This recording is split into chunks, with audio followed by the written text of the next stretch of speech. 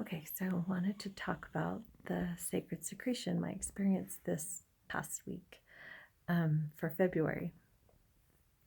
It went much better than January's, which was totally wasted, and that's okay because it gave me something to compare. I had an incredible experience in November, and same with December, and then January, nothing. And I wasted it. I really did none of the things that I knew I was supposed to do to preserve the oil, and it was a good learning experience to see the difference. And this month I was very conscious going into it. So we had the lunar eclipse on the 31st in Leo, and then Thursday the moon moved into Virgo. So I was already very aware of the energy going into my moon time with the moon in my sun sign. And I also had an opportunity to do a special meditation with Joe Denning, the marriage of the pineal and the pituitary gland. Google it if you haven't heard of Joe Denning. She's amazing. And that was an incredible way to kickstart my weekend. Basically Thursday night through Saturday night, the moon was in Virgo. And it was just, it was one of the most beautiful experiences, having her do that energetic experience with us. I can't really describe it, but so that started my moon time. And interestingly enough, my moon time, my menstruation also started. 3 months in a row now, my menstruation has synced up with my moon time, the time that the moon is in my sun sign. So both moon times have aligned, which I found really interesting and didn't realize that could happen. So I think it's interesting and good piece of information for women to know that if you practice this, that can happen. It can synchronize your menstruation with the time that the moon is in your constellation. I knew the phases of the moon affected our cycles, but I didn't ever think about the moon traveling through the constellations and which constellations it's in while we're bleeding or while we're fertile. It's all been a part of the process of learning, and that was a really interesting thing that I've experienced now 3 months in a row. December, January, and February. It's all lined up and synced up. One of the things that was really nice this month was that my husband actually came to me and said, "Hey, I saw on the calendar Virgo moon," and he's like, "That means this, right? We don't get to be intimate." And I'm like, "Yes, that's what that means." And he was very supportive of it this month. So there was no lustful behavior inappropriately during that time. And it makes a difference. I can't tell you why exactly, other than it makes the body acidic, and so the oil doesn't reach its destination. But there was a big difference between January and February, and consciously being aware of what I ate, what I put in the body, no alcohol. I didn't eat meat, a little bit of animal product, not much, but and it paid off. I had a really, really beautiful experience, more than one, over the weekend during meditation. Meditation is key for this process. It is so important. And also I would recommend meditation with complete darkness. So if you can, I put one of those eye patches over my eyes, turn the lights out, do my yoga. When I get to that part of my meditation, I put the thing over my eyes, because darkness is what the pineal gland needs to open, to awaken. It loves the darkness. Interestingly, it's in the darkness that we can best find and see that light within us. So beautiful. I've been studying the Bible, particularly for this process, and I found a video that's really, really good that explains it so well, the secretion process. It's biological. Yes, it's biblical. Yes, it's in the Bible, but it's explaining a biological process. There's no belief required. There's no,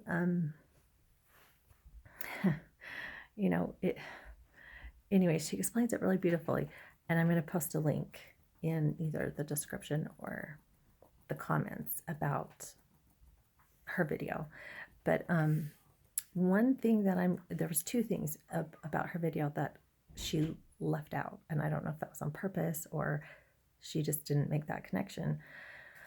But one thing that's really important to note is that the Bible is an allegory.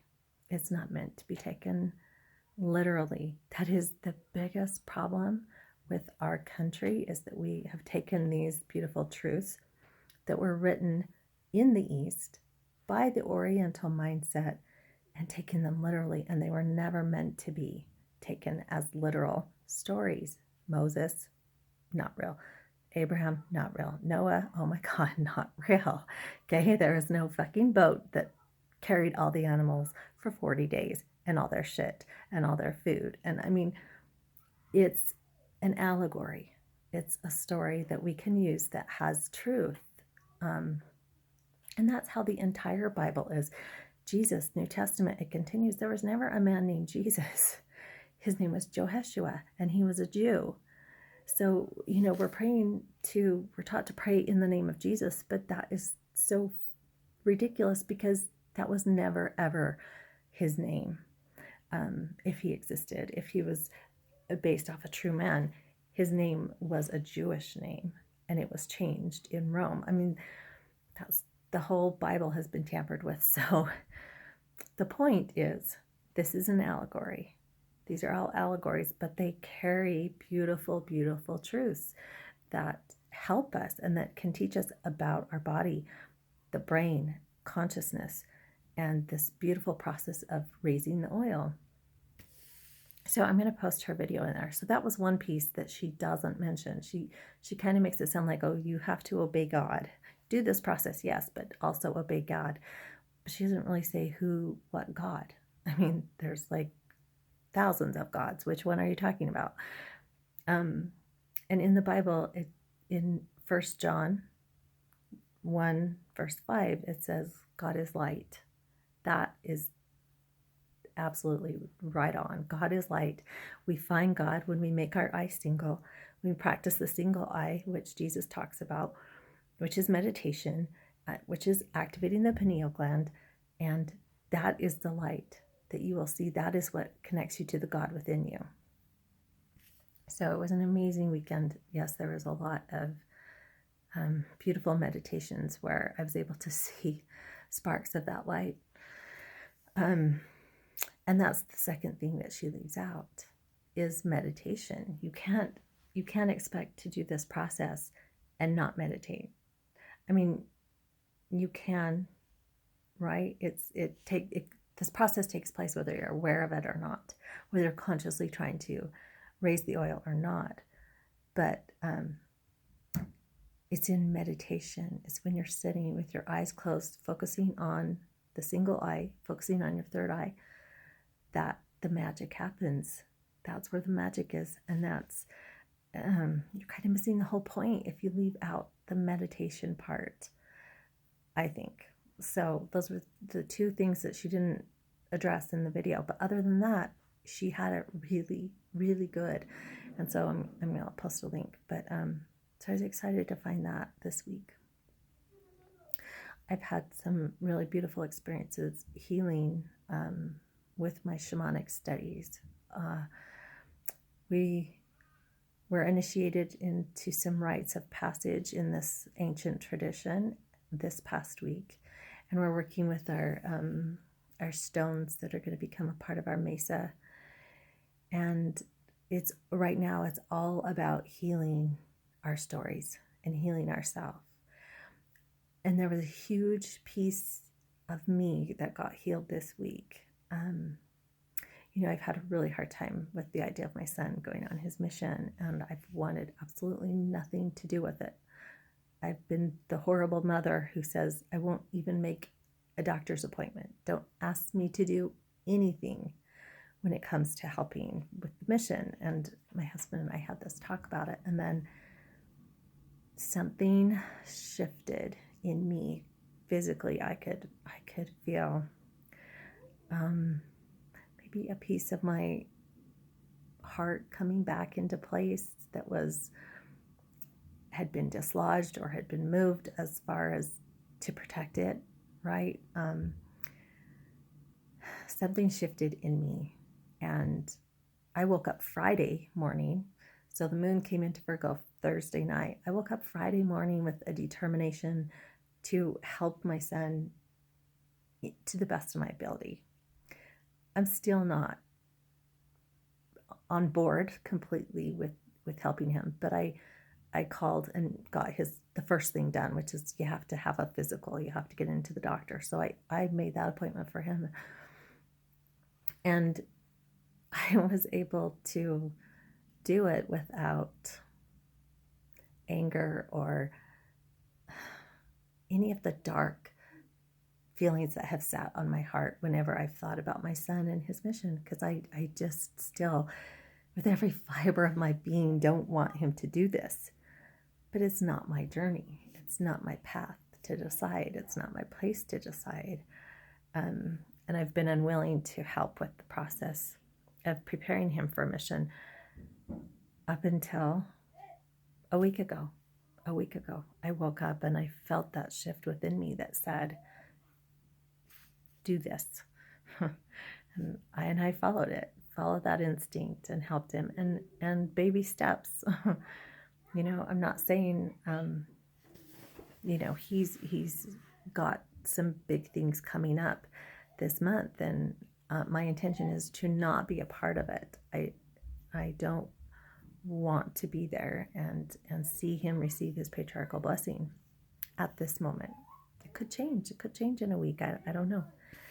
But that one little piece was huge.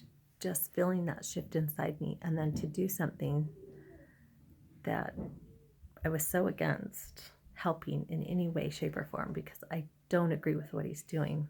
And it's not just Mormon missionaries. Christian missionaries have done terrible, terrible damage to this world and to our indigenous brothers and sisters. That is where it pisses me off beyond belief.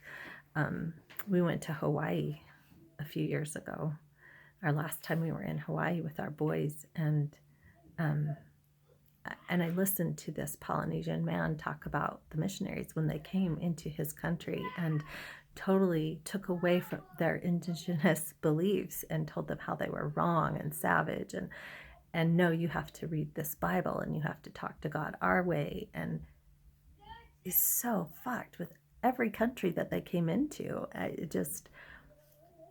So Christian missionaries, I have a problem with. Mormon missionaries, I have a bigger problem with. And the whole fucking idea that my son's going to go do this, I have a big problem with. But it's my problem. I get that. And I healed one teeny little piece of that. And that's huge. I know it might sound petty and ridiculous, but to say that I was able to help him do that one step was big for me. So